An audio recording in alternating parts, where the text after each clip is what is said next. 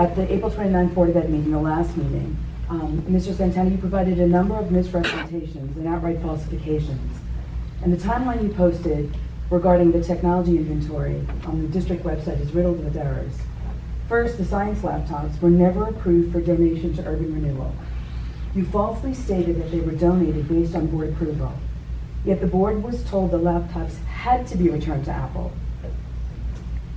You and most of the current board members are fully aware that this wrongful donation was reported to the police, the Demorest Police, in 2016. Not only did the district suffer the loss of $150,000 in assets, the taxpayers also funded another $250,000 of unnecessary Apple devices. To date, there's never been any reasonable explanation for this waste of taxpayer money, nor has anyone been held accountable. You also falsely stated that the 11,000 pounds of iMacs put into storage and then gifted to Sycamore International was a board-approved transaction. As a board member at the time, none of us on the board, and I have other board members here with me, were aware of this transaction with Sycamore International. The motion to discard the iMacs in 2014 was overturned by Matt Giacobbe as he reiterated his instructions that nothing leaves the district until every serial number is recorded. The donation of 11,000 pounds of iMacs, or whatever we gifted to Sycamore, wasn't even known to anyone at the district until I obtained the emails via Oprah between Harris, Femia, and Sycamore International. Over the past few months, you publicly stated that the 11,000 pounds of iMacs were just old wires, keyboards, and e-waste. As of the last board meeting, you've now changed your story, stating that the iMacs were approved for auction. Not only were the 11,000 pounds donated to Sycamore never properly identified nor recorded, but they were never approved for discard, nor publicly advertised, nor bid as the law requires. Which brings me to the larger issue at hand. In 2013, then Superintendent Nagy represented that he had about 2,000 technology devices in the classrooms. For all of 2013, we were told that these devices were actively in use in various departments. Then in 2014, American Appraisal documents show over 6,000 technology devices. In 2016, you, Mr. Santana, brought an Altitude Unlimited to a public meeting, and they claimed they had itemized 5,234 devices. None of those inventories showed the plethora of iPads that were already in our inventory at the time, and none accounted for the e-studio equipment which was in this room that mysteriously disappeared. Your timeline now states that the labs were stripped and the equipment was part of the discard. So, was the 11,000 pounds in fact iMacs that were given to Sycamore? Or were they old keyboards, old wires, and e-waste? Over $6 million in technology assets were purchased from 2005 through mid-2009 at the start of the Lurch, Vinci, and Higgins forensic inventory. The current inventory list that you provided to me last week has a fraction of what was acquired by the district and what should be in our possession. The thousands of dollars of technology devices were found to be criminally removed or not. Who is going to be held accountable? Thank you.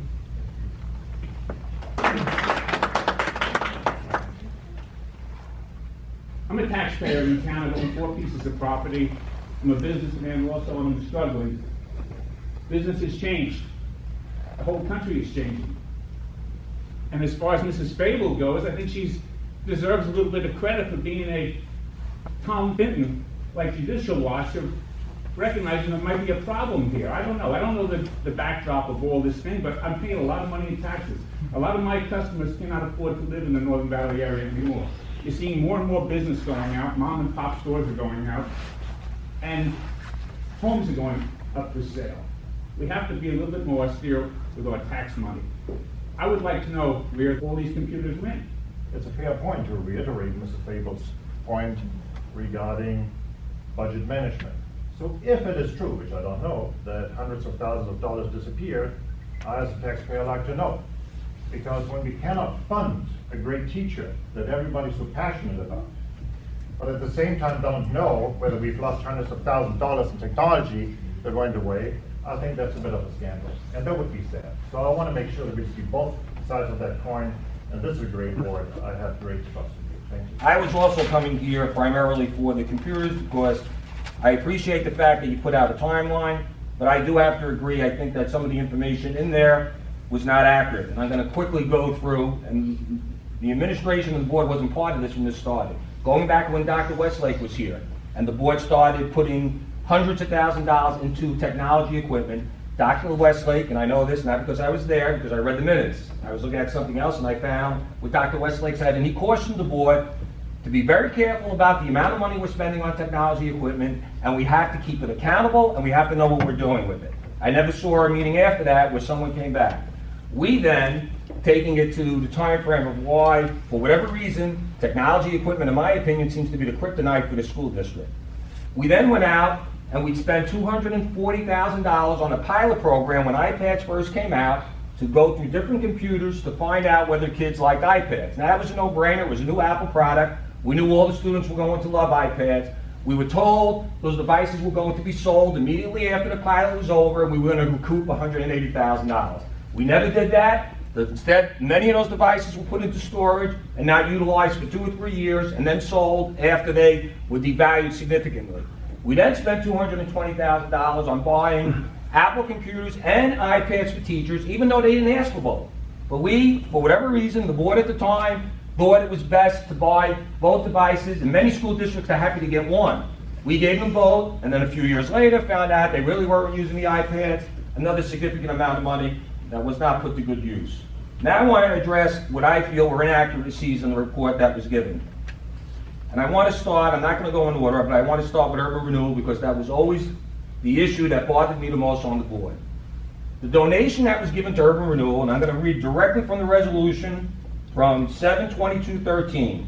The Board of Ed approves the discarding of the attached decommissioned laptops from the 2008, here's the key word, lease purchase of computers. Lease purchase. We all know what that means. It means we own them after the lease is over.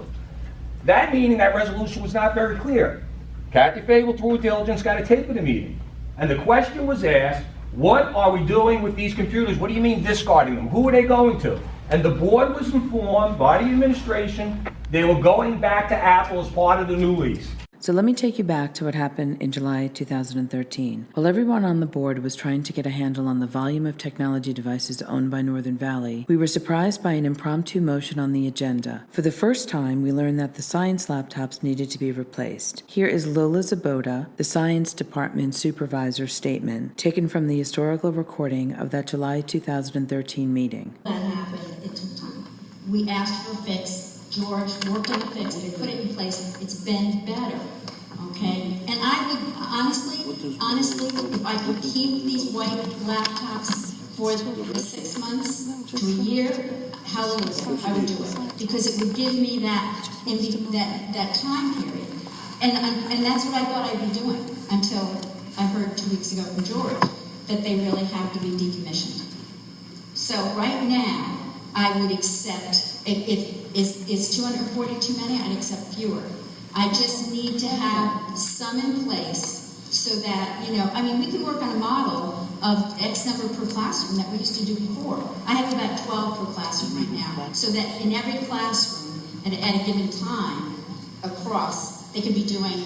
This was the first any of us had heard about the decommissioning of science laptops, and it seemed untimely as the district was about to buy thousands of new laptops for the one-to-one program. The vote was taken, and Jonette Femia was questioned as to what was to happen to the science laptops. Also note that I asked Jonette where the previous discard of 260 laptops have gone, which Femia claims George Harris is using for parts.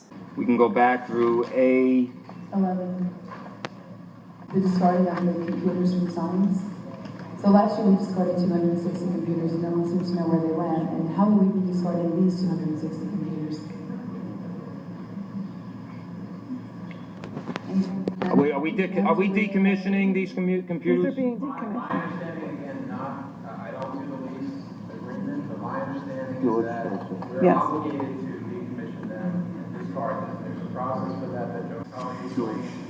Well, when you say discard them, are we obligated to return them? Or they're ours and we now have to discard them? Because there is a process. If we give them to another public entity, we can just do that by resolution. If we're going to sell them, we have to go through an advertising procedure. Do you know what we're doing with them? My understanding is that we're returning them. We're returning them. Okay. So they're being returned to Apple. Are they Apples? Yes. Do we know what happened with the 260 last year? I was trying to reach George while we were in the meeting earlier, and he said those were used for parts for the current computers that we have. 260 computers were used for parts? Well, we have some very old computers on the list, and these were used, that's what he told me. So, there's no mistaking that the board was told that the science laptops needed to be taken from the Northern Valley inventory so that they could be returned to Apple. That's what the board voted on, but that's not what the timeline says. The timeline says they approved the donation to Urban Renewal. Not true. We approved that they go back to Apple. They didn't go back to Apple. Months later, I have to say again, through Kathy Fable's diligence, when we were looking through, oh, you gotta be kidding. Just keep going, they didn't find anybody else. Finish the thought, but I mean. Oh, okay. Can I give you my 5 minutes? Yes. So we then were told, when the administration was confronted, and I'm not gonna say his name, the individual who was responsible for that donation, we were told that we didn't own them, and Apple told him that you can do whatever you want with the devices, not the district, him personally. Now, most of us on the board, and Mr. Delicio's here, and I asked him actually to come, because if I said anything inaccurate, he was on the board at the time, I wanted him to correct me after I was done. So we were told that Apple told them, this one individual, that he could do what he wants with the computers. Now, come on, we weren't born yesterday. That was kind of ridiculous to think a major corporation not going to give the devices to the district, but to one employee who could do whatever he wanted with them. We said fine, get an email from Apple telling us that that's what happened. We get an email back from Apple. The devices were properly disposed of. We said that's not the question. When we pressed Apple, the email came back and said, no, read your lease, you own the computers, meaning the district. So we had misrepresentation after misrepresentation, and then Urban Renewal got the devices, refurbished them, and sold them at the expense of our taxpayers. Nice deal. That was all wrong. I don't have time to go through the other scenario. I gotta make them come back.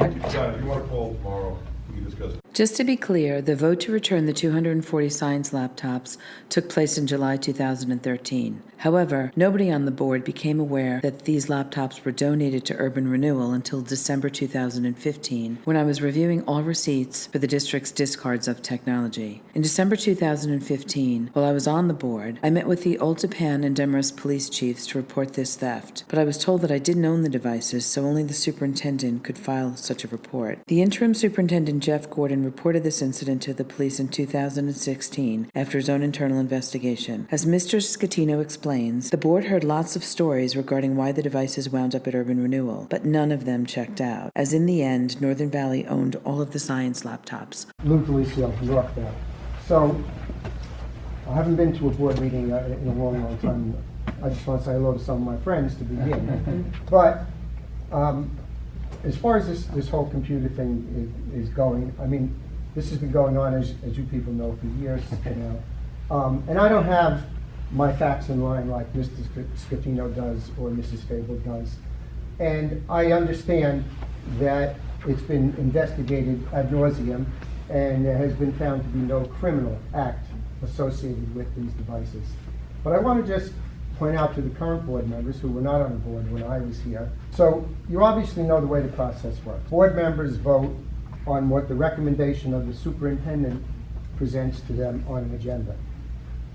The superintendent in turn, and I was a superintendent for 11 years, the superintendent in turn puts things on an agenda based on the information he gets from his professionals that he works with, or that work under him. So the reason that I came tonight, and the reason I want to address the board on this, is that although there is no criminality, and obviously that's been proven at this point, and I know this because I sat with an investigator from the Bergen County Prosecutor's Office for 2.5 hours. That doesn't mean that there was no wrongdoing. It doesn't mean that board members were involved in wrongdoing. It doesn't mean the superintendent was involved in wrongdoing. But somebody misrepresented to the superintendent, to the Board of Education, that equipment was obsolete, was junk, was worthless, and we should get rid of it. I would just like you to consider that somewhere along the line, someone needs to be held accountable for this. Whether there's criminality or not, and again, I'll go with there's no criminality. someone misrepresented either to the superintendent and the Board of Education that these things that were discarded or donated were worthless, and they obviously weren't. So I would ask you to take a look again. I don't have an answer for you. I wish I did. If I come up with one, James, I'll call you. But but again, someone misrepresented what the equipment was that we were donating. Thank you. Hi, Mitch from Multipan. I've come to a couple of these meetings over the last few years, and the computer technology issue has been reared at every single meeting. And as a citizen of this community for, 14, 15 years now, it's kind of perplexing that, we donate, or we take 11,000 pounds of our computers and we put them in a custody of a company who refurbishes them for resale, but then they retain custody of this 11,000 pounds of, I think they were iMacs in 2012. Was that what was in that pile? I don't know if you're aware, an iMac weighs about 13 pounds. At today's eBay price of 2012 iMacs, $450. That's about $375,000 in 2019 refurbished of what that computers are worth. I don't know, did we receive $1 for that stuff? No. No? Yes? No? So I also believe the guy who arranged that wonderful transaction also donated the laptops to Urban Renewal. I think that's the same person. Now, how does that guy just get a contract after stealing equipment from the district and putting it in the Intel contest using our taxpayer devices, which that was proven, right? And how does this guy get $150,000 or to whatever dollar contract by the city? You're shaking your head. I believe that was 100%, right? The serial numbers matched. So what was? Please correct me. So whatever it is, 11,000 pounds. So that to me, it looks like a bureaucratic rope-a-dope, where it's just you were kicking the cans down the road. There's potentially hundreds of thousands and millions of dollars worth of stuff that's unaccounted for, and no one really gives a crap, right? It doesn't seem like everybody's got an excuse. It was investigated, it was looked at, it was this, it was that, but yet there's no answers. And all we get is the same crap for 2 effing years as I've been coming here watching these events. It's disgusting. As a citizen of this town and in this community, it's absolutely disgusting. Because it happened maybe I don't know who was here, but whoever was here was under your watch. And for no one to give a crap, it's just spitting in our face. I mean, it's absolutely a shame. That's what I'd like to say. Thank you. I do want to address some of the other topics. The same gentleman who said something about budget cuts also said a comment about missing money. I just wanted to answer that right away and say there's no evidence to support any allegation of missing money. So let's make sure we go on record of stating that. We've had many audits, and every year we have an annual audit by an independent firm that reviews all of our money. So I don't want any rumors starting with enough of them. In terms of, I'll start with Ms. Fable's comments. I don't believe that your interpretation of my comments is accurate, and I'm not going to entertain those creative theories. We believe that the timeline is factually accurate, and anyone from the public can go to the website and view it for yourself, and you judge. If you believe there's an error, and I think Mr. Scatino alluded to that fact, we're willing to listen. Tell us if you think there's a factual error in what is posted on the website. We'll review it. And I believe Rich Wolfpan, I apologize, I didn't get your last name, but we've never quite. It's Mitch. Mitch, I'll get out of here. I apologize. So what I would suggest for you is to go to the website and read the information. A lot of what you said really is not accurate. And if you go there, you'll see that. All the information is there for you. And if you have questions, you can come back and ask more questions related to it. But a lot of the things that you brought up are addressed in that document. In terms of Mr. Delicio and Mr. Scatino's comments related to what was said to the board at the time of the vote, I think when, you're right, I wasn't superintendent then, most of the board members, well, none of the board members were on the board in 2013. So our job is to investigate all of these things, right? And when we investigate them, we look at the board minutes, right? And if you're telling me that the board minutes are inaccurate, then I don't know, how to address that, other than we'll listen to what you have to say about it. But the board There's a minutes tape. clearly state what they state. Which is inconsistent with the tape. And you've been told this for years. And the board minutes show a vote that occurred. And the vote occurred, and the backstory behind the vote, right, is not, that's not part of what we're looking at. The vote is the vote. And if there was an amendment that needed to happen to the minutes or a vote, it should have happened at another board meeting, but there wasn't. So, listen, our job is to investigate things that were brought to us. None of us were here during almost all of this. When all these allegations were made, we weren't here, okay, on the board or in the position that we were in. But we did our best to respond and put a very clear factual timeline together that we encourage all of you to reference, okay? And we're not the only ones that looked at it, as you're aware. Many different agencies looked at it, all right? So, I encourage you to look at it, right? And if you see any factual errors, if you have any questions, and you could... And just to jump in, one of the reasons, before Mr. Lisa stepped outside, one of the reasons we put together that timeline, and like Ms. Santana said, if you see anything that's just inaccurate, by all means, bring it to our attention. But one of the reasons we put together that timeline is because people can come and go from these meetings, like Mitch, and may hear some different things on different days. We wanted to be as fully transparent as possible. So at the very least, you can, like some of those things you said, I know to have been inaccurate. I'm not saying you intentionally said them inaccurately, but you can now look that up and Like you can follow which that trail. one?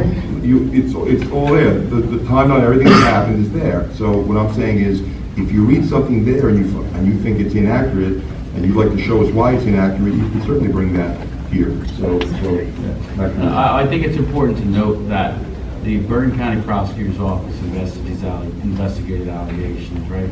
The Attorney General's Office investigated allegations. The Denver Police investigated allegations. All the way from the allegation that these devices were used in the contest in San Diego.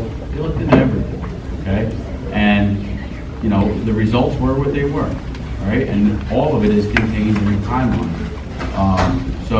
Again, I suggest you read it.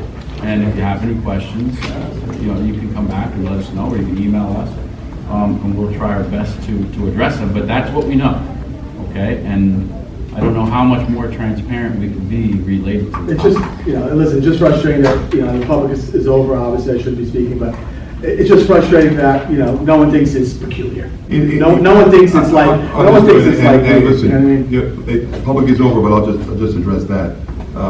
It's just nobody's here to waste taxpayer money. If you know how hard we fight on every line item on the budget, you have to stop it. I'm trying to address you. Yeah. But, for example, and I don't really want to get into it, but you made some statements that were outwardly false.